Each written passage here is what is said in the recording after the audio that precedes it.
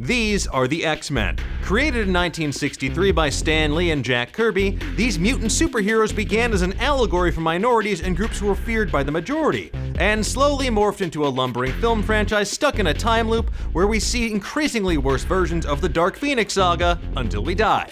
But now, the loop has been broken.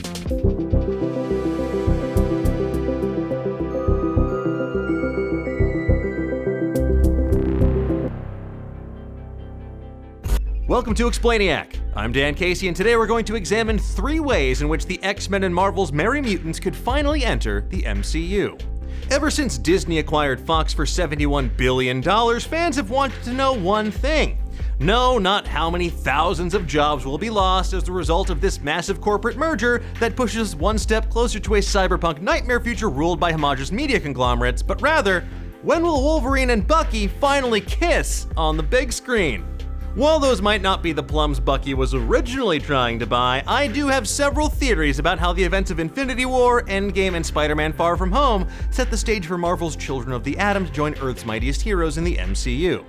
Let's start with the likeliest answer to this quandary. It's a direct result of snapping the Infinity Gauntlet. As established in Avengers Endgame, we learned that using the Infinity Stones in unison releases a massive wave of gamma radiation that ensconces the entire planet. The Infinity Gauntlet has been used on Earth no fewer than 3 times, which means that most people in the MCU now probably glow like nightlights. But my theory is that these sudden bursts of gamma radiation triggered something within human biology, the X gene and a host of latent mutant abilities that will only now begin to emerge in the wake of the snapping. Now perhaps it'll begin with the introduction of Marvel's first mutant, Namor, and slowly expand to include the rest of the X-Men that we know and love. But it also raises a number of questions, namely, if the X-Men and mutants were around this whole time, where have they been hiding? Even the writers of Avengers Endgame, Christopher Marcus and Stephen McFeely, poured some cold water on this theory.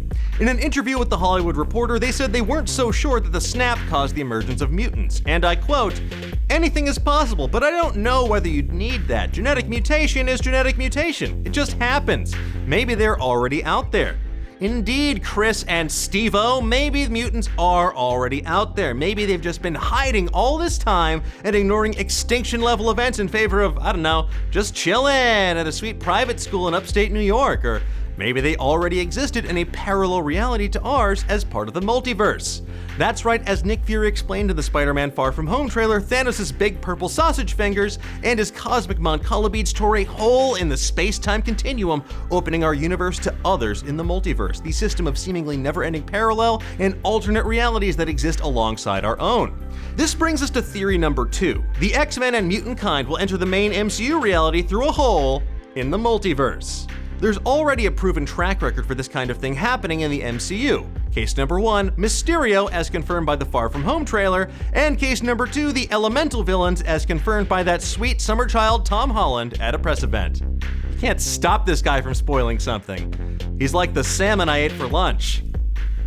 I need a doctor.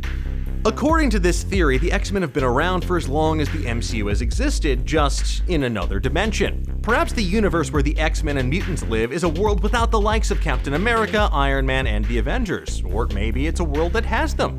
Regardless, these multiversal holes created by the Infinity Gauntlet will ultimately lead to mutant kind entering the prime MCU timeline and existing alongside the other superheroes that we know and love.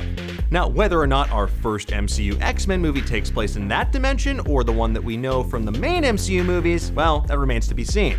Now, speaking of things that remain to be seen, Scarlet Witch and Vision are getting a Disney Plus TV series of their very own entitled WandaVision! I love that title.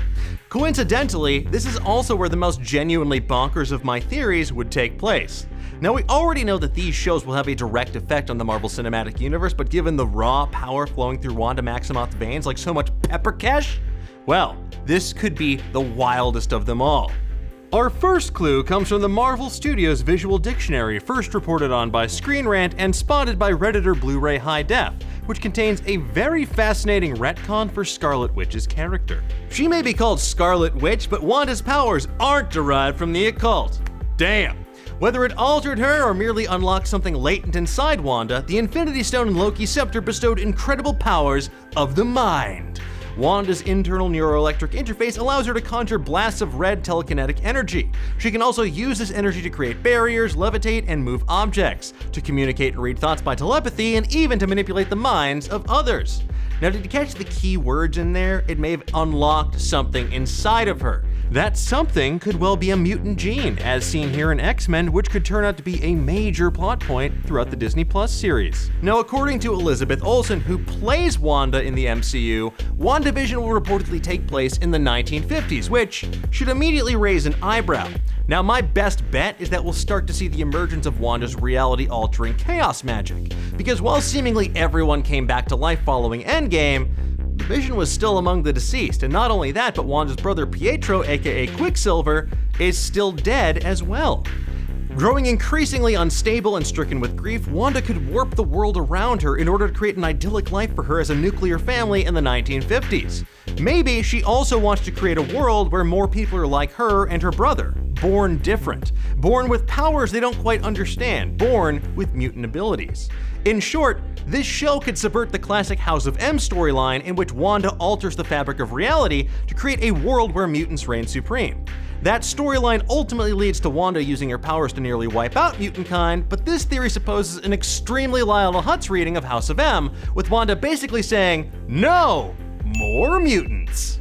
Even if things get turned back to normal, we could still see lingering after effects like the presence of mutants in the MCU, which would now just be a fact of life in that world rather than a weird sudden surprise. It would make for quite the plot twist and ensure that WandaVision is required viewing for die-hard MCU fans so they can understand why mutants are suddenly now all over the place. But what do you think? Do you buy any of these theories? How do you think that mutants will ultimately appear in the MCU? Let me know in the comments below and give me a thumbs up while you're there. Thank you so much for watching. If you enjoyed this video, please like and subscribe and hit that little bell so you never miss a new episode of Explainiac. And please let me know what other kinds of videos you'd like to see too. This is an evolving process and I want you to be a part of it. And remember, not everything in life can be explained, but for everything else, there's this show.